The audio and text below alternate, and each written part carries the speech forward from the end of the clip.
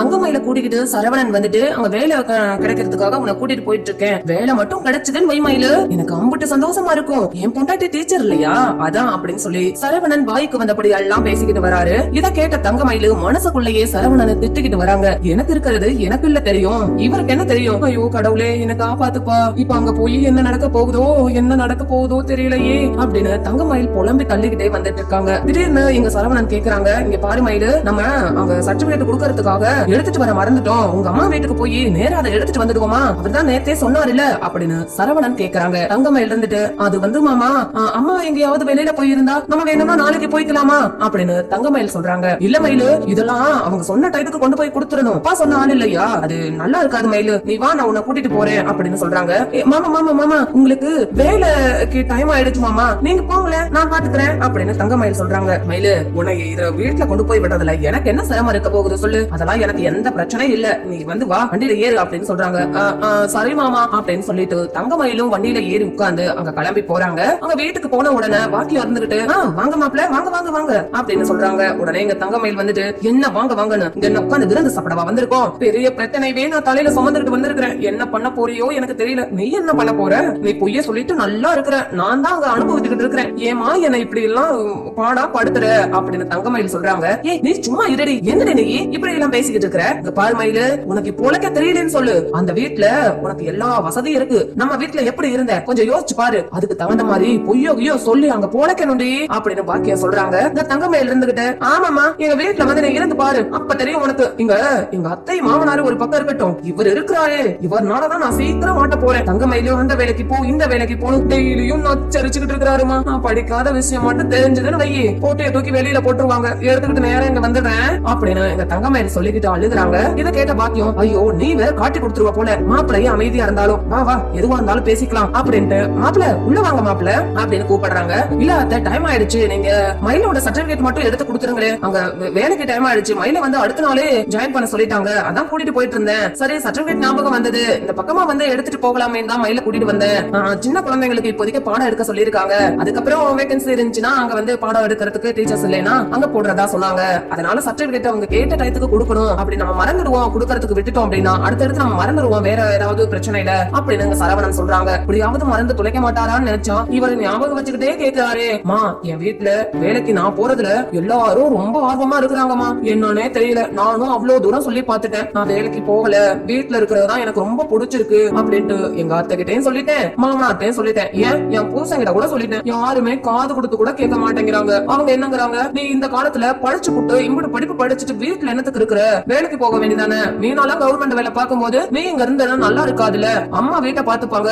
நீ கிளம்பி போன சொல்றாருமா, அப்படிதான்ப்பா எங்க மாமனாரும் சொல்றாங்க அப்படின்னு எங்க தங்கமயில் சொல்லிக்கிட்டு அழுகுறாங்க. இப்போ உங்களுக்கு சந்தோஷமா, இப்ப பாருமா அக்கா எப்படி வந்து அழுதுட்டு நிக்கிறானு, இதுக்குதான் சொல்றது அப்படின்னு சொன்ன உடனே ஏ கத்தாதரி நீங்க ரெண்டு பேரே போதும் காட்டி கொடுக்கறதுக்கு, இங்க பாரு மயிலு இந்த சர்டிபிகேட்டை எடுத்துக்கிட்டு நீ போ, அப்புறம் நடக்கிறதுலாம் அப்புறம் பாத்துக்கலாம் புரிஞ்சுதா அப்படின்னு மயிலு கிட்ட சொல்றாங்க. உடனே மயில இருந்துகிட்டு அம்மா என்னமா தெரிஞ்சுதான் பேசுறியா இல்ல உனக்கு நான் சொல்றது புரியலையா அப்படின்னு கேக்குறாங்க. உடனே இங்க வந்துட்டு பாக்கி இருந்துட்டு ஏ எல்லாம் தெரிஞ்சுதாண்டி பேசிக்கிட்டு இருக்கிறேன், இப்ப வந்து மாப்பிள்ளை கிட்ட இந்த சர்டிபிகேட்டை கொண்டு போய் கொடுக்காத, கொண்டுட்டு போய் நேரம் அங்க கொடு, இல்லன்னா கையிலேயே வச்சிரு, அங்க என்னத்துக்கு கேட்பாங்க அதை பாத்துக்கிட்டு என்ன ஏதுன்னு அங்க போய் முடிவு பண்ணிக்கலாம் அப்படின்னு சொன்ன உடனே ஆமாமா நீ சொல்ற யோசனை ரொம்ப நல்லா இருக்குது, ஃபர்ஸ்ட் நான் போய் மாட்டிக்கிறேன், ரெண்டாவது நீ பின்னாடி வந்து அதை பார்த்து சந்தோஷப்படு அப்படிதானே அப்படின்னு இங்க மயிலு கேக்குறாங்க. மயிலு என்ன மயிலு இவ்வளவு நேரம் டைம் ஆயிடுச்சு வா போகலாம் அப்படின்னு சரவணன் கூப்பிடுறாரு. இதோ வந்துட்டேன் மாமா, ஐயோ போச்சு நான் தொலைச்சேன் அப்படின்னு தங்க மயில் புலம்பிக்கிட்டே வீட்டுக்கு போலான்னு ஏறி உட்கார்றாங்க.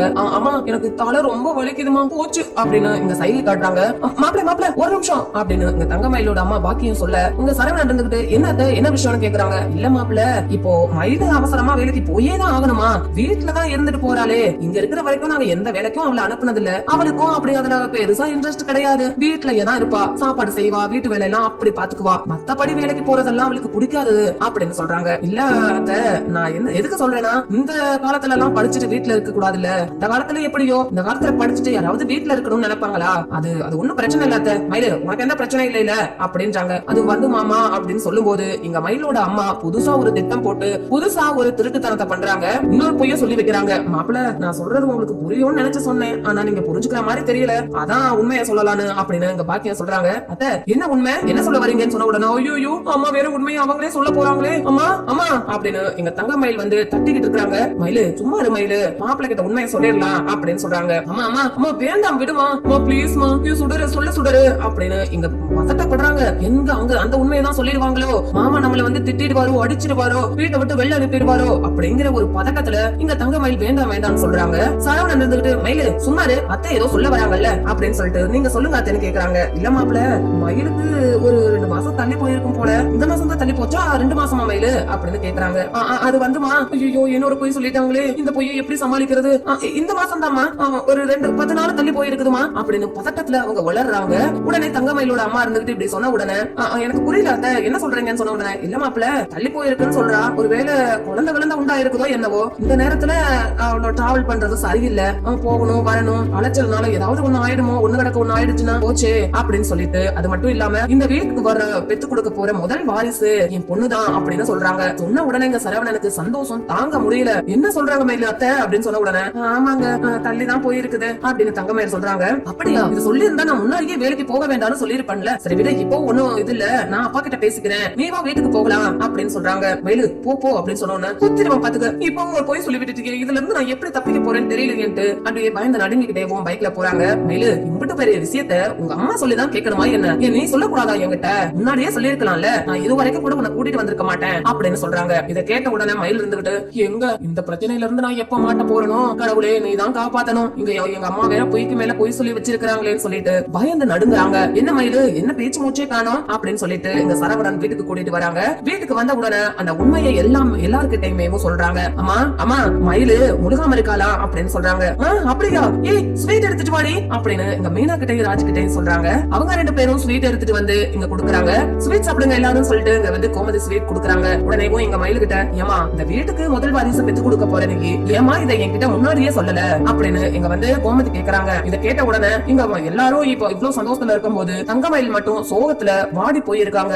சரவணன் இருந்துட்டு, என்ன மயிலு எல்லாரும் சிரிச்சிட்டு சந்தோஷமா இருக்கிற நேரத்துல நீ மட்டும் ஏன் இப்படி சோகமா இருக்கு, என்ன விஷயம் அப்படின்னு கேக்குறாங்க. ஏய் கம்மன இரேண்டா, இந்த மாதிரி நேரத்துல எல்லாம் இப்படிதான் இருக்கும், அதெல்லாம் நீ ஒண்ணு கேட்க வேண்டாம் அப்படின்னு இங்க கோமதி சொல்லிடுறாங்க. அதுக்கப்புறம் ஆமா மாமா எனக்கு உடம்பெல்லாம் ஒரே டயர்டா இருக்கு அத்தை, நான் போய் ரெஸ்ட் எடுத்துக்கவா அப்படின்னு சொல்லிட்டு ரூம்குள்ள போய் ரெஸ்ட் எடுக்க போறாங்க. இங்க வந்து மீனாவும் ராஜியும், அத்தை உங்களுக்கு முதல் பேர புள்ள வர போறான், அந்த குசியில இருக்கிறீங்க அப்படின்ட்டு இங்க 2 பேரும் சொல்றாங்க. சரி சரி நீங்க எப்ப எனக்கு இன்னொரு பேர குழந்தைய பெற்று கொடுக்க போறீங்க அப்படின்னு இங்க வந்து கோமதியோட பேசிட்டு இருக்கும் போது பாண்டியன் வராரு. என்ன கோமதி ஒரே சந்தோஷத்தோட இருக்கிறீங்க, என்ன விஷயம் அப்படின்னு கேக்குறாங்க. எங்க நம்ம மயிலு முழுகாம இருக்கா, நம்ம சீக்கிரம் நம்மளுக்கு நம்ம வீட்டுக்கு ஒரு குட்டி பையனோ பிள்ளையோ வர போறாங்க அப்படின்னு சொல்லிட்டு இங்க வந்து ஸ்வீட் குடுக்கறாங்க.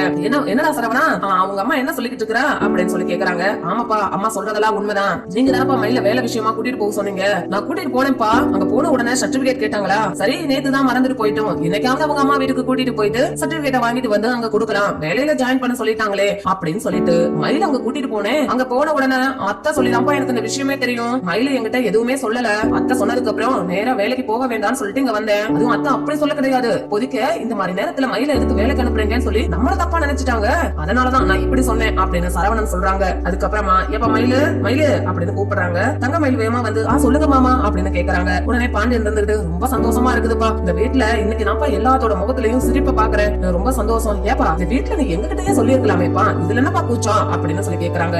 அது வந்து மாமா சொல்லலாம்னு தான் இருந்தேன், ஆனா வந்துட்டு அம்மாவே சொல்லிட்டாங்க அப்படின்னு சொல்லிட்டு இங்க வந்து மயில் வந்து வீட்டுக்குள்ள போய் தூங்குறாங்க. அங்க போகணும் தூங்குற மாதிரி தூங்கி நடிச்சுட்டு அதுக்கப்புறம் அம்மா கிட்ட போன் போடணும்னு சொல்லிட்டு பாக்கியத்துக்கிட்ட போன் போடுறாங்க. போன் போட்டு, அம்மா என்னம்மா நீ என்ன காரியம் பண்ணி வச்சிருக்க, கொஞ்சமாச்சும் உனக்கு அறிவு இருக்கா, இப்ப பாரு எங்க வீட்டுல எல்லாரும் ரொம்ப சந்தோஷமா இருக்காங்க, நான் மட்டும் மாசமா இல்லன்னு என் வயித்துல குழந்தை இல்லன்னு தெரிஞ்சதுன்னு வையே என்ன அம்படுதேன் ஒன்னே போட்டுருவாரு என் புருஷன், நீ என்ன காரியம் பண்ணி வச்சிருக்கிற, ஒவ்வொன்னா போய் சொல்லிக்கிட்டே போங்க, நீங்க 2 பேரும் சேர்ந்துதான் என்னோட வாழ்க்கையவே கெடுக்க போறீங்க அப்படின்னு தங்கமயில் போன்ல திட்டுறாங்க. ஏய் சும்மா நிறுத்தடி, நான் சொன்ன பொய்யாலதான் எனக்கு நீ அந்த வீட்டுல இருக்கிற, இல்லைன்னா இந்நேரம் அந்த சர்டிபிகேட் வாங்கிட்டு போய் மாப்பிள்ள அங்க கொடுத்திருப்பாரு, அங்க கொடுத்தோம்னா உன் படிப்பு விஷயம் தெரிய வந்திருக்கும், இந்நேரம் நீ போட்டியை தூக்கிட்டு வீட்டுக்கு வந்திருப்ப அப்படின்னு பாக்கிய சொல்றாங்க. இதை கேட்ட தங்கமயில் வந்துட்டு, மா சும்மா நானும் சொல்லாதம்மா, நீ தான் இப்படி பண்ணன எனக்கு தெரியாதா, இந்த பொய்யமும் நீ தானே சொன்ன, அதனாலதான் நான் இம்புட்டு நாள் அனுபவிச்சுட்டு இருக்கிறேன், திரும்ப அதை மறைக்கிறதுக்கு இன்னொரு போய் சொல்லி வச்சிருக்க, என்னமோ பண்ணுமா, நீ என் வாழ்க்கையில ஏதோ ஒண்ணு பண்ணிக்கிட்டு இருக்கிற, நானும் உன் பேச்ச கேட்டு கேட்டு இன்னைக்கு இந்த நிலைமையில வந்து நிக்கிறேன், நான் அன்னைக்கே புடிவாதமா இருந்திருக்கணும், இம்புட்டு போய் சொல்லி எனக்கு கல்யாணம் வேண்டாம்னு சொல்லி இன்னைக்கு அவஸ்தப்படுறது நான் தானே,